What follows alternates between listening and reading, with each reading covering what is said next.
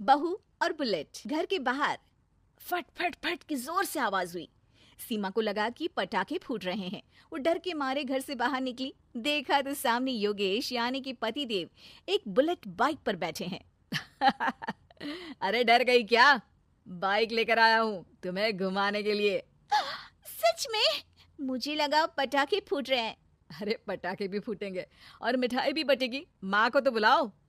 माँ भी बाहर आ जाती है। अरे योगेश बेटा, इतनी जल्दी आ गया?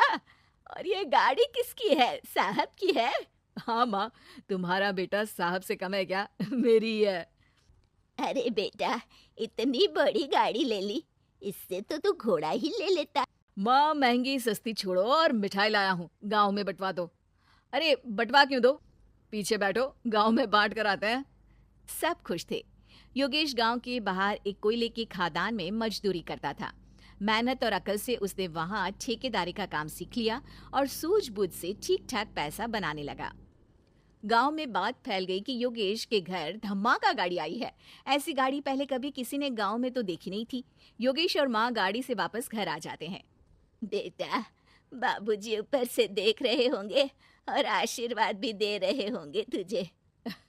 वो होते तो उनको भी घुमाता माँ। पूरे गांव में नाच नाच के मिठाई बांटने जाते। जैसे मैंने नाच नाच के बांटी थी जब वो अपने लिए एक साइकिल लेकर आए थे। बस बस, बाबूजी दो बात भी सुनाते कि फटफट वाली फटफटी ले आया। सीमा आगे कहती है, अपने लिए तो ये गाड़ी ले आए और मेरे लिए?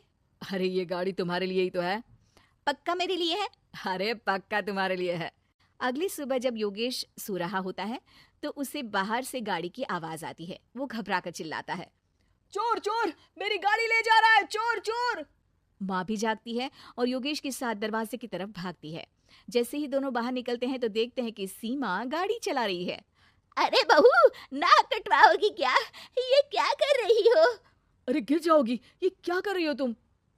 सीमा गाड़ी को रोक कर कहती है, सारे गांव में घुमा लाई, कहीं नहीं गिरी। क्या? सारे गांव में घुमा लाई?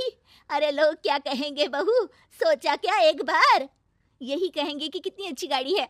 अरे तुम्हारे बारे में। हाँ, कहेंगे ना कि देखो कितनी अच्छी गाड़ी पर बैठी है। बहू गाड़ी रखकर योगेश और सासू माँ के पास जाती है। तुमने कब गाड़ी चलाना सीखा? हमारे बाबूजी के पास पुरानी स्कूटर थी, सीख ली। फिर स्कूल में एक मास्टर जी भी ऐसी ही गाड़ी लेकर आते थे, उन्होंने सिखा दी। हाँ हाँ, स्कूल के मास्टर आजकल यही सब तो सिखा रहे हैं। पढ़ाई का कुछ सिखाते तो कुछ भला होता।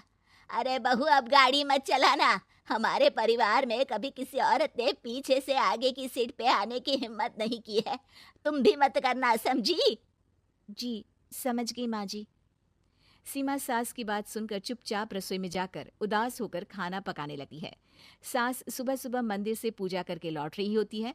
तभी उसे दो औरतें रोक लेती हैं और कहती हैं, अरे बहू को थोड़े अच्छे लक्षण भी सिखा दो। गाड़ी चलाने निकली थी, गांव की मर्यादा का कोई ख्याल नहीं है।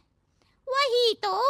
अरे पैसे आने लगे हैं तो क्या मतलब कि किसी रीति रिवाज को नहीं मानोगे? अरे समाज में रहना है तो समाज के ढंग से ही रहना पड़ता है। अरे लाज भी नहीं आई बहू को? चूल्हे चौके से निकलकर सीधे गाड़ी लेकर चौराहे चबूतरे नाप लिए, फट फट फट करते हुए। अरे कुछ कह देना उसे। अरे ये क्या कहेगी, बूढ़ी सास है, इनकी थोड़ी ना चलती होगी घर में। हाँ, बहू की ही चलती होगी, मर्जी भी और गाड़ी भी। सास सब सुनकर घर आती है और बहू को चिल्ला के बुलाती है, अरे नाक कटवा दी सबके सामने गाड़ी चलाकर। औरत जात गाड़ी नहीं चलाती। शहरों में तो 4 पहियों वाली गाड़ी भी चलाती हैं और हेलीकॉप्टर, हवाई जहाज भी। शहर में थोड़ी ना रहती हो मैडम साहिबा। आज के बाद गाड़ी से ही नहीं, यूं भी निकलना बंद तुम्हारा घर से। माँ सही कह रही है, कहीं भी जाना हो तो मुझे बता देना, मैं लेकर चलूंगा। आज माँ को तुम्हारे कारण कितनी बातें सुननी पड़ी। इतना कहते हुए योगेश वहां से चला जाता है। बारिश की वजह से कारखाने के रोड पर कीचड़ रहता है, इसीलिए योगेश गाड़ी घर रख कर जाता है और किसी से लिफ्ट लेकर कारखाने पहुंचता है ताकि नई गाड़ी गंदी ना हो। लेकिन शाम को इतनी तेज बारिश होती है कि उसे वापस आने का कोई साधन ही नहीं मिलता। बारिश बढ़ती जाती है। रात के 11 बज जाते हैं। रास्ते में एक नदी का ब्रिज है। अगर उस पर पानी आ गया तो योगेश कारखाने में ही फंस जाएगा। पूरी रात भूखे प्यासे बितानी पड़ेगी। घना अंधेरा, बिजली की कड़कड़ाहट और तेज बारिश। राजेश डर भी रहा था, ठंड से कांप भी रहा था। तभी उसे रोड से आती हुई एक रोशनी दिखती है। वो देखता है कि उसके सामने एक बाइक आकर खड़ी हुई है। वो ऊपर वाले को धन्यवाद देकर उस बाइक वाले आदमी की तरफ बढ़ता है, पर पास जाकर देखता है तो भौचक्का रह जाता है। सीमा, तुम यहाँ इतनी बारिश में गाड़ी पर? पहले बैठो तो, नदी ब्रिज पे आ जाएगी तो जाना मुश्किल हो जाएगा। योगेश गाड़ी के पीछे बैठता है। सीमा गाड़ी चला रही है। मैंने तो तुमको पहचाना ही नहीं। गाड़ी की आवाज तो पहचानी होगी ना। अरे पर मुझे नहीं पता था कि तुम आओगी। अच्छा क्या कि तुम आ गई। माँ नहीं आने दे रही थी, पर हमेशा पति पत्नी की रक्षा थोड़ी ना करेगा, पत्नी को भी तो करनी चाहिए। योगेश को सुबह अपने किए पर पछतावा होता है। उसकी आंख में आंसू आ गए जो बारिश की बूंदों में बह गए थे।